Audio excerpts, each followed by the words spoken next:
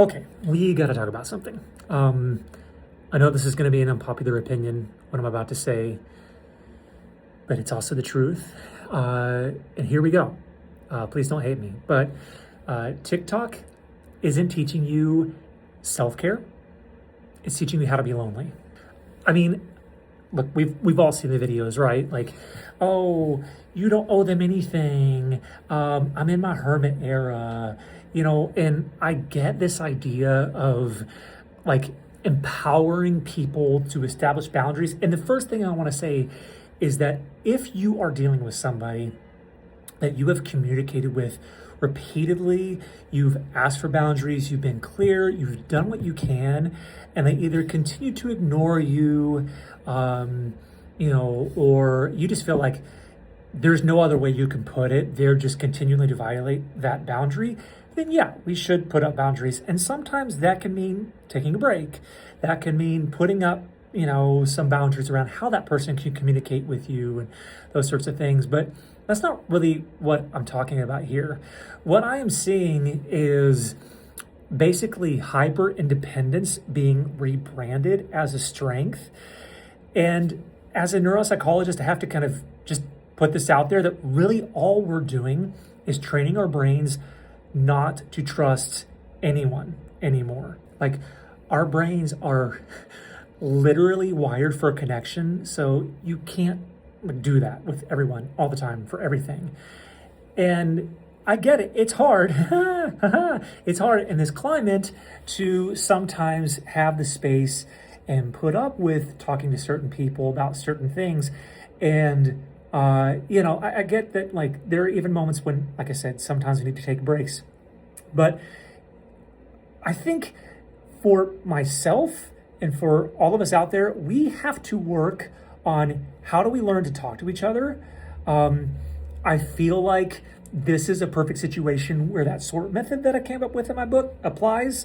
So let me just quickly walk you through this. And again, let me know in the comments if this seems relevant to you, if you think this helps. Okay, so for those who aren't familiar with the SORT acronym, let me just run it through really quickly. And then we'll talk about some examples of how you can apply it in this situation. So it stands for see it, offload it, refocus, and target values. So see it is basically just like do a little vibe check. Name it, label it, like call yourself out basically. If you are being a little harsh, towards somebody and blocking somebody out when it's like, really you just have kind of an avoidant attachment style, you're gonna be lonely. So just put language around that, describe it, talk to yourself, talk to somebody about it, but just name it. Now, the offloaded component of it is sort of losing, I guess, some of the defensive crouching. I like to call it turtle shelling, if you will. Like sometimes you kind of have to do the opposite. So offloading it is like ditching what doesn't work for you. So if you're this person who just tends to hermit crab all the time, or turtle shell, whatever phrase you want to use, then try to shake those myths. Try to seek out information that contradicts that. Seek out activities that contradict that. So, offloading it is just, letting go of that being your go-to mechanism and challenging yourself in some way, shape, or form. This is where refocus kind of applies then, because what you also need to do is sort of like refocus your perspective. So if you don't go out and experience new things, for instance, in the world, then your perspective is always going to be locked in to whatever you held from your past experiences. And you don't get new data about people, about their situations, or what have you. Maybe try to frame, I've rested for a long enough period of time. I need to go out and seek new information. Kind of look for the green flags in people, if you will. If they have some positive qualities, focus on that. And, then what we need to do is target your values, like do things that align with the kind of person that you want to be. And if you're like, well, I am being the person I want to be with being alone. Okay, then this video maybe isn't for you if you feel happy and content with that. But hear me out for a second.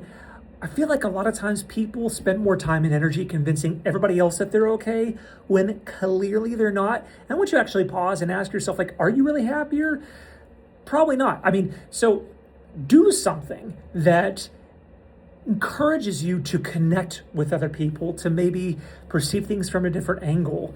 And sometimes this, might involve accessing a little bit of vulnerability here and communicating with somebody, some uncomfortable things like, hey, look, when you said this thing, when you did this thing, it made me really uncomfortable.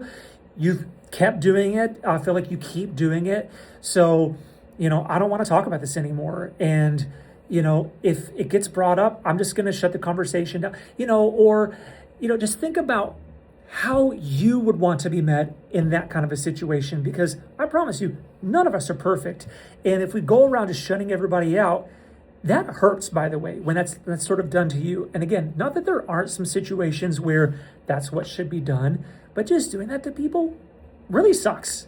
And, again, I'm sorry. I know this is probably an unpopular opinion. I'm sure I'm going to catch a lot of heat from this, but be the person that you want to be in the world. Like, be the person that you want to meet when you're out and about in the world. So I love you all. I hope you are holding up okay.